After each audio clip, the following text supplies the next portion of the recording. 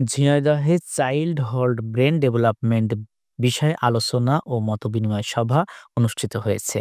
জাহান international model ইনস্টিটিউটের আয়োজনে এই সভাটি ইনস্টিটিউট প্রাঙ্গণে অনুষ্ঠিত হয়। এতে প্রধান আলোচক হিসেবে উপস্থিত ছিলেন ঢাকা বঙ্গবন্ধু মেডিকেল বিশ্ববিদ্যালয়ের ফিজিও বিভাগের সহযোগী অধ্যাপক ডাক্তার শরীফা শাহজাদী।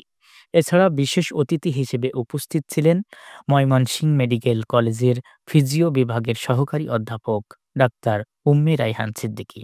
ঝিনাইদহ শিশু হাসপাতালের শিশু বিশেষজ্ঞ ডাক্তার আলী হাসান ফরিদ জামিল, মাগুরা মেডিকেল কলেজের প্রভাষক ডাক্তার শামসুল আরেফিন। সবাই বক্তারা বলেন, সুস্থ শরীর সুন্দর মন, বাড়বে শিশু গড়বে ভবন।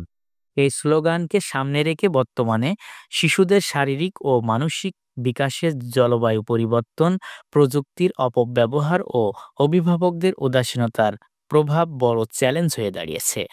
তাছাড়া তারা আরও বলেন, এই পরিস্থিতি মোকাবেলায় গবেষণা ও কার্যক্রম চলছে, যাতে শিশুদের সুস্থ শরীর ও সুন্দর মানসিকতায় বেড়ে ওঠার পরিবেশ নিশ্চিত করা যায়। এ সময় উপস্থিত ছিলেন মানবাধিকার কর্মী, সুধীজন, অভিভাবক, সাংবাদিক, শিক্ষক মণ্ডলী এবং প্রতিষ্ঠানের শিক্ষক কর্মচারীবৃন্দ।